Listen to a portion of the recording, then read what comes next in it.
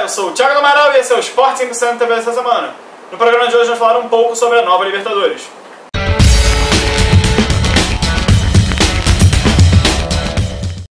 Bom, Sport 100% TV especial essa semana, agora com o Jorge Natan do Globo Esporte, tudo bom? Tudo bem, Thiago? E aí, galera? Bom, a gente vai falar um pouco sobre essa Libertadores nova, que agora, desde semana passada, teve várias mudanças. Para começar, o Brasil, para começar, a maior mudança de todas foi da duração do torneio. Antes ia de janeiro até julho, agosto, por causa das competições do meio de ano, e agora vão de fevereiro até novembro. E o que você achou dessa mudança da data? Eu gostei, assim, eu achei que foi o grande acerto da Conmebol em todo esse processo, né? A Conmebol vem tendo alguns erros, óbvio, mas eu acho que esse foi o grande acerto, assim. Tentar botar o calendário de uma forma completa, né? Brasileirão, no caso os outros campeonatos também, e a Libertadores o ano inteiro. Eu acho que é o principal ganho de todos os clubes é ter essa Libertadores, que é o grande torneio para quem disputa, né? O ano inteiro você poder planejar ela exatamente assim, do começo ao fim da temporada. Sim, eu também sou, desde muito tempo eu já venho tentando defender essa mudança da duração do torneio até o final do ano, porque às vezes até a gente já se acostumou, né? O time ganha, o brasileiro ganha a Libertadores, aí vai o Mundial no final do ano, quer focar no Mundial, aí esquece o brasileiro, aí não fica tão competitivo, perde jogador, e chega no Mundial um time totalmente diferente, sem ritmo de competição que necessita, e vai enfrentar um europeu e toma uma martelada daquelas acachapantes como Barcelona e Santos, às vezes até um Raja Casablanca, Mazengue. E, agora com essa duração até o final do ano, o time que chega, claro, o problema de logística para o Mundial também fica um pouquinho complexo, porque é em um mês só e é praticamente emenda, mas o time tá com um ritmo de competição bom, acabou de ganhar o principal torneio, tá no auge às vezes do torneio, vai enfrentar um europeu com uma qualidade, com um ritmo, o time vai estar da melhor maneira para enfrentar o europeu, vai estar provavelmente depois motivado, muito mais motivado depois do título da Libertadores. E a mudança que a galera ficou criticando mais foi a da final, que inicialmente ia ser em jogo único e que a Conmebol voltou atrás e vai ser de volta. O que você acha o que você achou dessa mudança e o que você achou de voltar atrás nessa mudança? Eu até refleti um pouco sobre isso. Inicialmente eu achei que o jogo único talvez fosse interessante, como acontece na Europa, mas a gente, verificando como é o continente, a gente consegue ver que é diferente, é outra realidade. Assim. A gente tem uma distância primeiramente maior dos países, não é fácil a logística de transporte, a gente tem aqui o fator altitude muitas vezes em alguns campos, é óbvio que esses campos não seriam escolhidos. E ainda também tem isso, são poucos os estádios aqui que conseguiriam receber um evento desse porte. Hoje a Conmebol não liga muito a casa do time e ele recebe lá. Mas são poucos estádios que realmente teriam uma estrutura para fazer um evento único, receber duas grandes torcidas. Então hoje eu penso que talvez manter esse formato seja até um diferencial, né, para a Liga dos Campeões. Eu também achava que a final do jogo único seria uma boa, só que até para parar para pensar no espírito da Libertadores, que é aquele espírito de torcida lotando estádio e apaixonada, gritando o tempo inteiro, era um momento assim do futebol sul-americano diferente, quando cada torcida recebia o seu time e tentava levar ele até a glória, né? Eu lembro até hoje da final de 2008, que o Fluminense recebeu aqui no Maracanã e fez uma festa enorme, o Fluminense quase virou aquele jogo contra a LDU. A gente tem que lembrar do Galo em 2013 também, que no Mineirão, mesmo não sendo uma independência, né, fez a diferença e nos últimos lances virou aquele jogo contra o Olímpia. Então, se a gente tivesse mudado pro jogo único, ia ficar aquela coisa que a gente muitas vezes não gosta, que é o gourmet da Europa, né? Que na Europa é muito bom, a gente gosta de tudo, é um evento super bacana, só que quando a gente vai tentar trazer para cá no espírito da Libertadores, que é um torneio diferente, por causa do espírito dele mesmo, parece que os times jogam de maneira diferente, querem ganhar de uma outra maneira, não combina muito essa coisa. Por exemplo, tem um jogo entre um colombiano e um peruano na Bolívia, não seria... Não sabe nem a gente não sabe nem se financeiramente as torcidas não conseguiriam se locomover até lá. Ia ter muita gente neutra também, então ia ter o clima ia ser muito mais frio do que seria quando a torcida recebendo o seu time. E você teve na final da última Libertadores, e qual foi a experiência que você teve? Como é que... Foi assim, uma atmosfera fantástica, né? A torcida do Atlético Nacional é uma torcida diferenciada. Eu confesso que eu não conhecia. E o que mais me chamou a atenção nesse jogo foi realmente a torcida do Atlético Nacional. O time é um bom time, acredito que tem a condição de ganhar a Sul-Americana agora. Mas a torcida eu acho que carregou muito aquele time nas costas. Você andava ao redor do estádio horas antes do jogo, assim, você sentia que era muito difícil que o Atlético perdesse aquela final.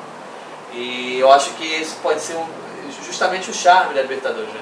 A gente sabe que para o time brasileiro é muito importante ele ir na Bombonera e ganhar, né?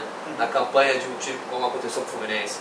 E, por exemplo, você ser campeão lá, isso é um diferencial da Libertadores.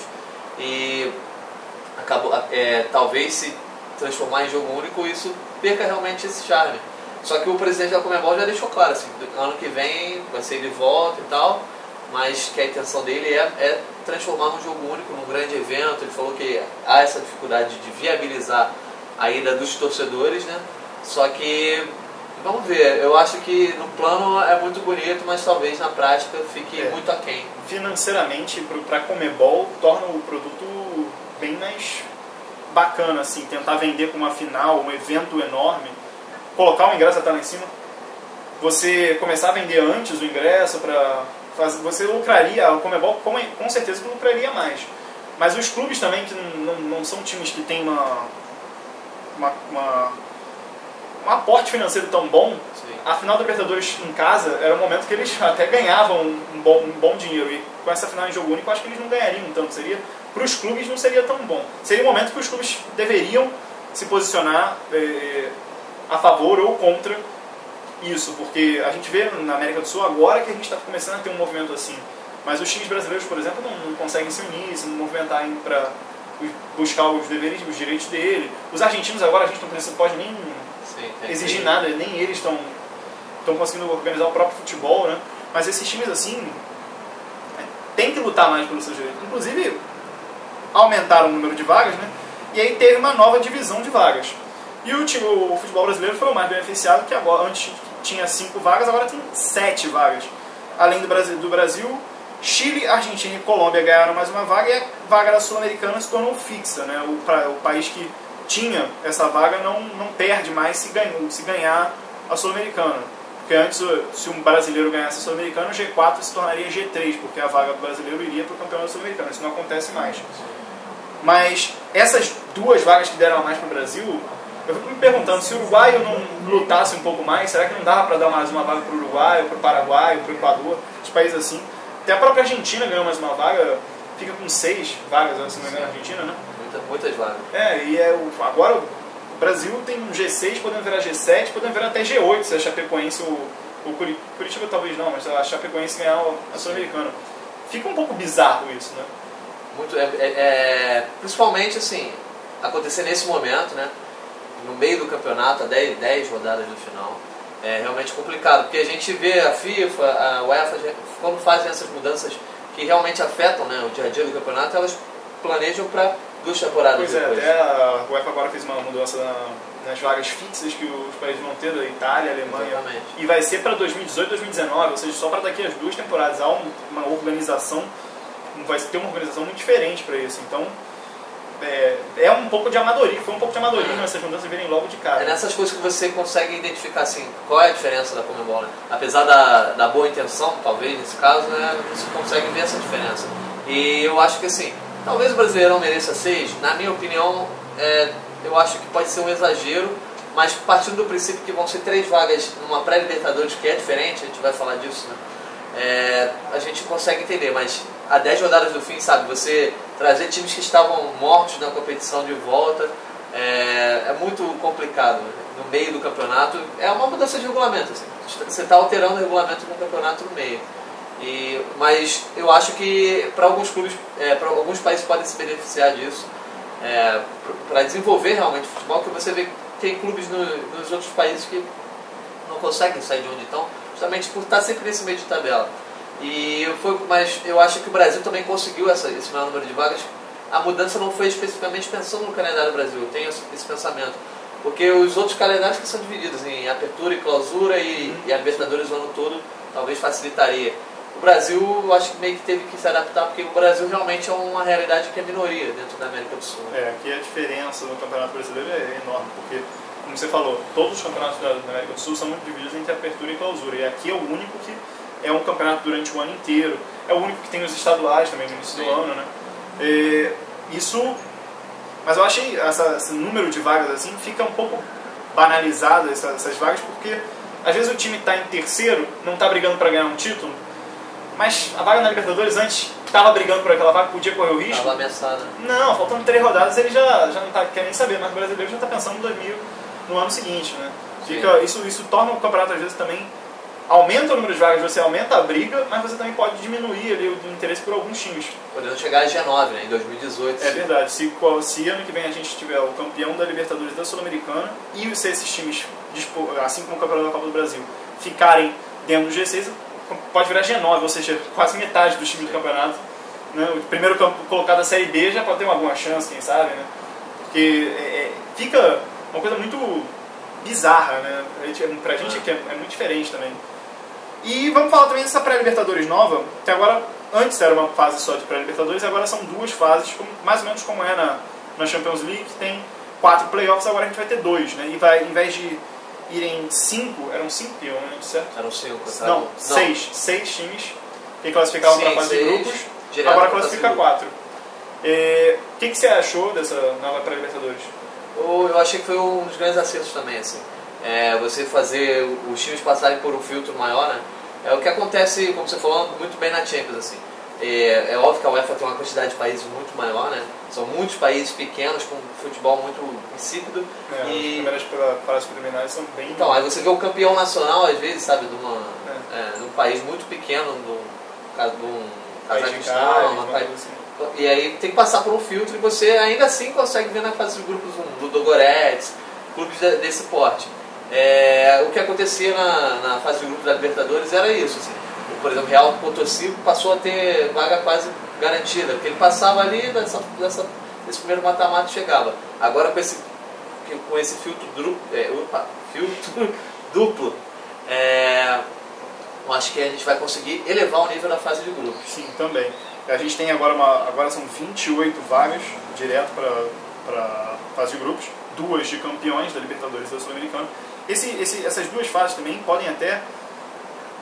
O futebol em alto nível começa mais cedo também. Exatamente. Né?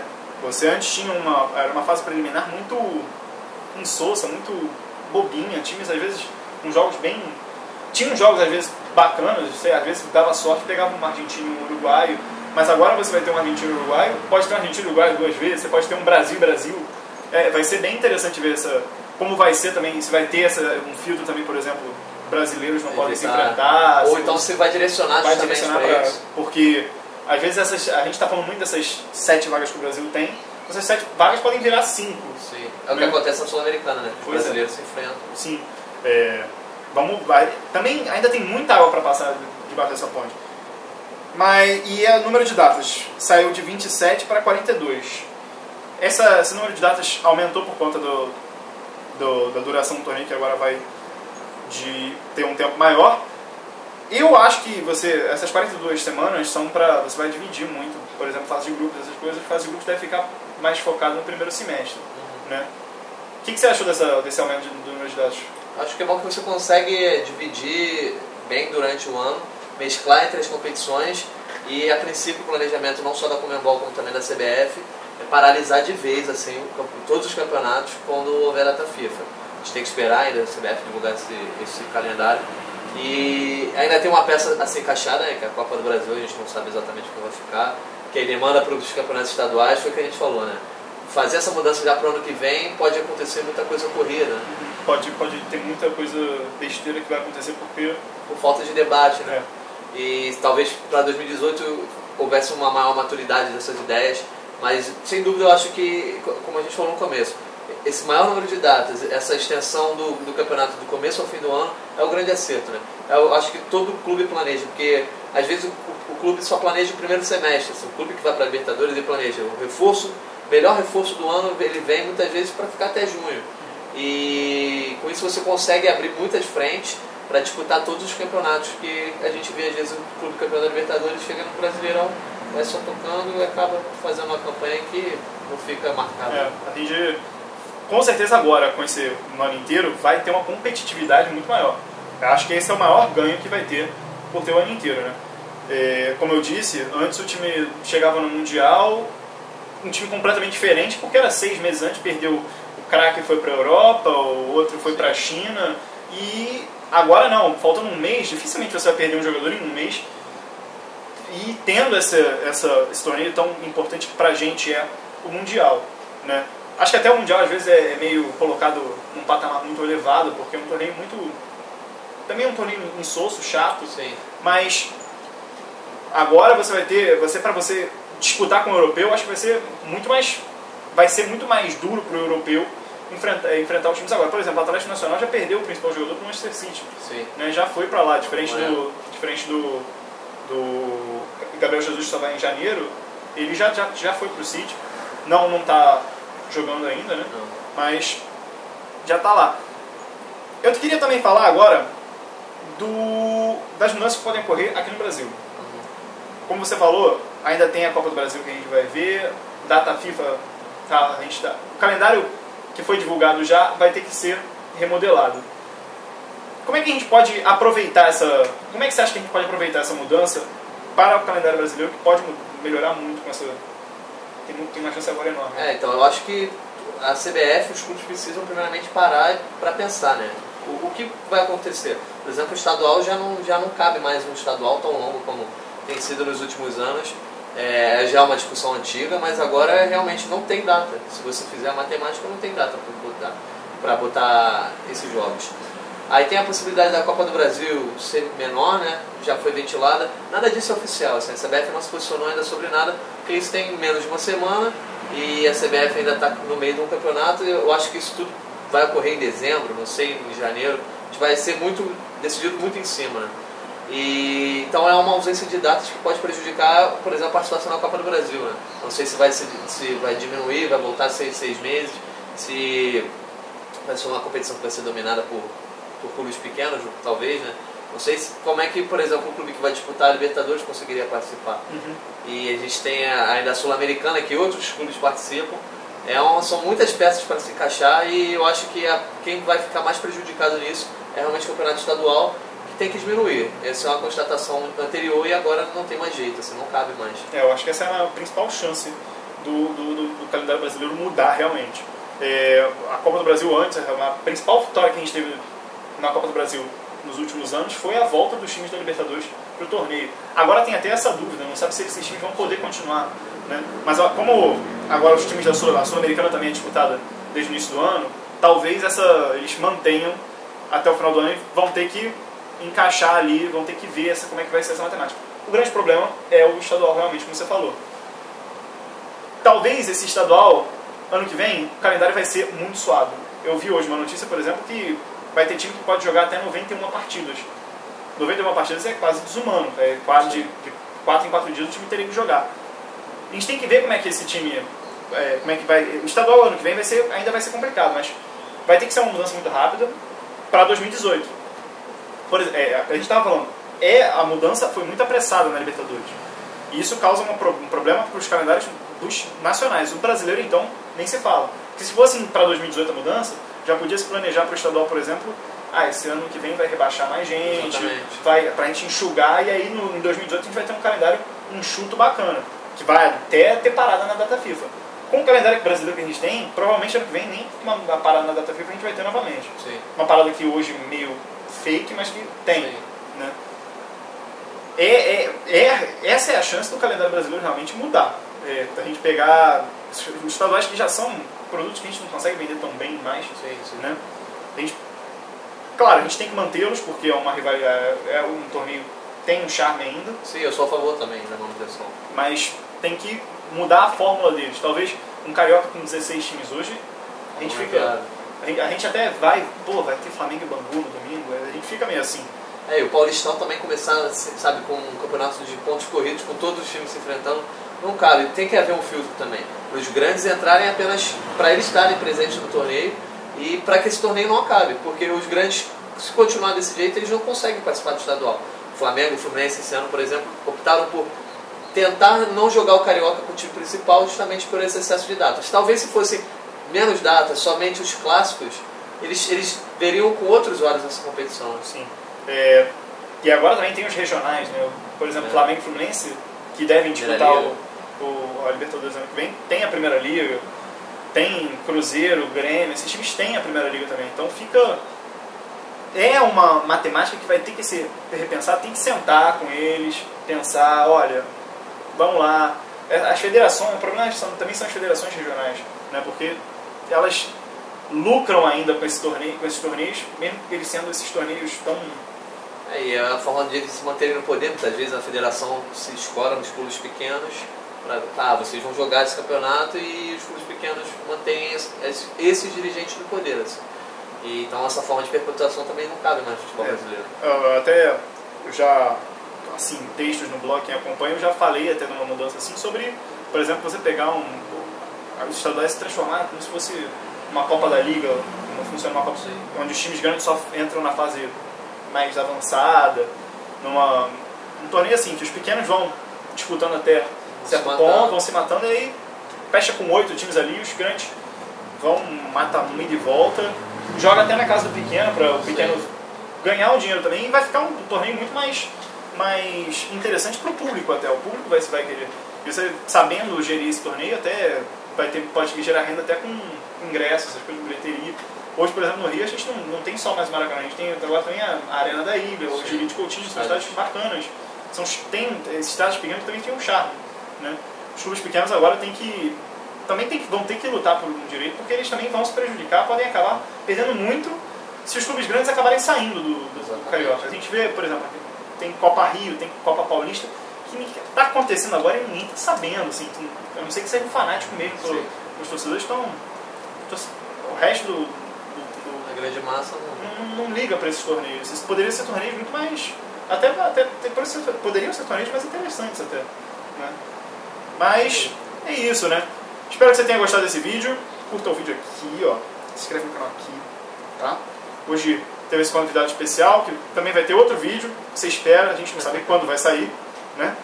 Mas se inscreva para ficar sabendo desse outro vídeo. Também quero fazer outros especiais assim, eu acho que é um formato bem bacana. O que você achou dele? Curti muito obrigado pelo convite, espero que tenham gostado também. E compartilha também para todo mundo, né? Compartilha, você também compartilha, tá? Pode deixar. Compartilha para todo mundo. Redação do Luiz, compartilha para todo mundo. Opa, beleza. Até para acabar tá? Currículo é só pedir um e-mail assim que a gente manda, valeu? Tá? Abraço. Espero que você tenha gostado, até semana que vem. Tchau, tchau!